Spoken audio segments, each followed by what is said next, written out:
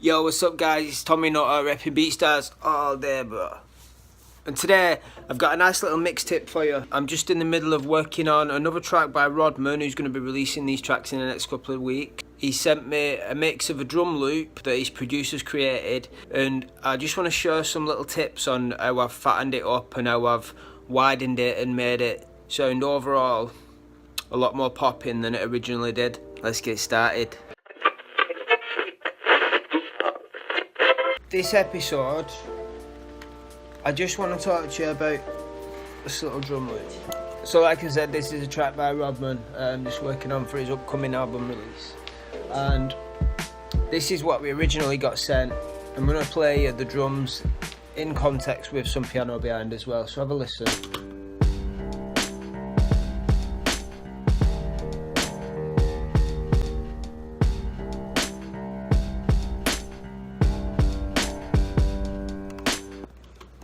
Sounds good, yeah?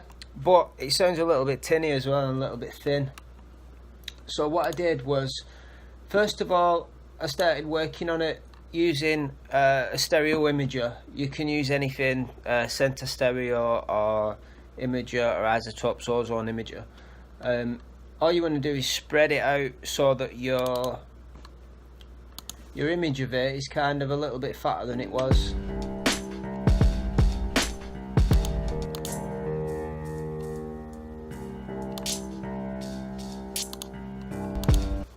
And then I'm also making, it was already in mono, but everything below 199 is going in mono as well.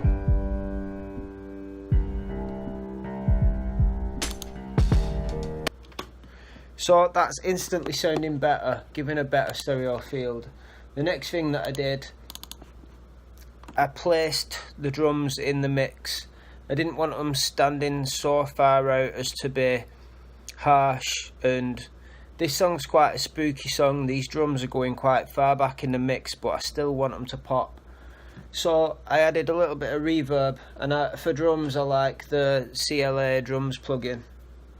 I've added a little more sub bass to the kick, and I've just in general added a little bit of hall reverb.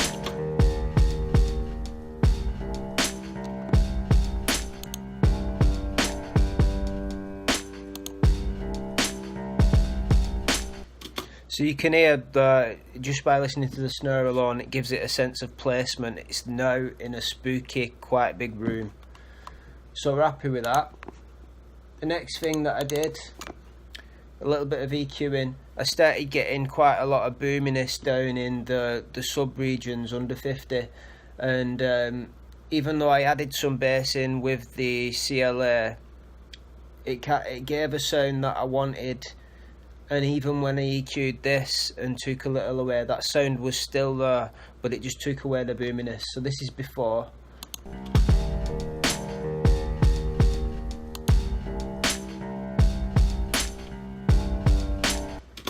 And you can hear that it pops out the kick as well, that each time the kick hits, it pops it out, just because we've give a little at 100, and we've taken away the boominess in the mids as well. So it really has improved that sound quite a lot. The next thing to address was the high end. I didn't want to just raise anything with the high end, because the high end wasn't just not loud enough, it was also not thick enough. So I needed a way of thickening it up. What I did was I duplicated the drum track, made a copy of it, and before I did anything else, I flipped the phase on it, just using mix tool or a phase inverter or anything like that. So now we've got both of these and they're out of phase with each other, so they play fine.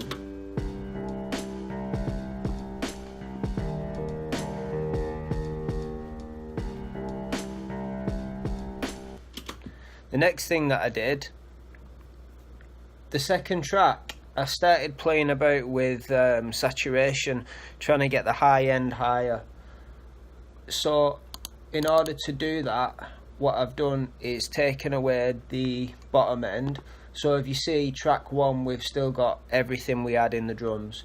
Track 2 is just an exaggeration of the top end, and it's been moved out of phase so that it doesn't interfere with it.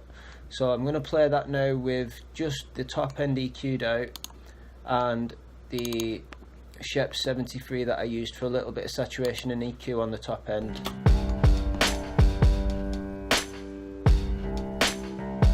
So that's given an awesome amount of top end slap now. And the last thing that I did, I used Studio One's own binaural pan to spread that top end out a little bit more, and it really does make a massive difference. This is without it.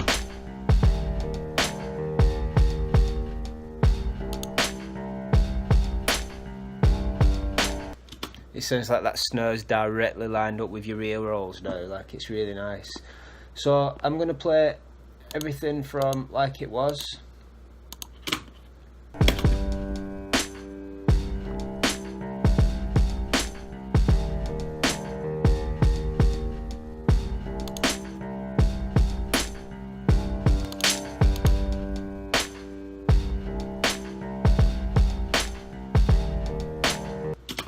And now we got a simple little way of spicing up your drums without adding any more instruments. Just work on the stuff you've got, duplicate and copy if you need to. Remember your phase issues and play about with saturation. Especially in spookier, darker sounding tracks, you can get away with quite a lot of saturation on your drums, and any instrument for that fact. The saturation really adds to the overall sense of the looming despair and like horror and terror and stuff. Like, it really suits this track down to a T. So I hope that helps. Leave a comment below if you've got any questions, if you've got any ideas for what you want to see next on Mixing Tips. Give me a shout. Peace. Why does my hand look so small? This is a weird angle. Boom. There we go. Back to normal size. See you in a bit, folks.